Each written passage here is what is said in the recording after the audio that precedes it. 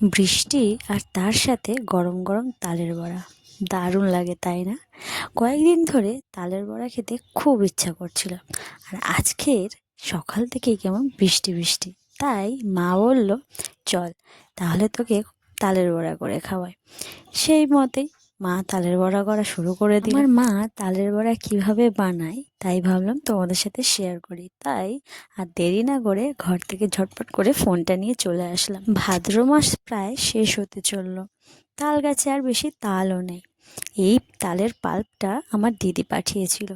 এই পাল্পটা ফ্রিজে অনেক দিন ধরে রেখে খাওয়া যায়। এটা কিভাবে স্টোর করা যায় সেটা যদি তোমরা জানতে চাও অবশ্যই আমাকে কমেন্ট করে জানিও, আমি চেষ্টা করব ভিডিওটা দেওয়ার। আর বেশি বকবক না করে চলো মা কিভাবে তালের বড়াটা বানালো সেটা তোমাদেরকে বলে দিই। প্রথমে চিড়ে আর সুজি ভালো মতো ধুয়ে সেটাকে ভিজিয়ে রাখতে হবে।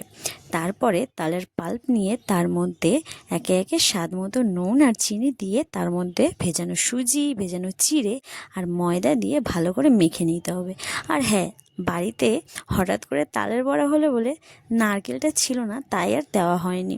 তোমরা কিন্তু নারকেলটা অবশ্যই দিও। তারপর গরম তেলের মধ্যে লাল লাল করে ভেজে নিলেই হয়ে গেল তালের বড়া। আমি তো একদম এক বাটি নিয়ে বসে গেলাম তালের বড়া খাওয়ার জন্য।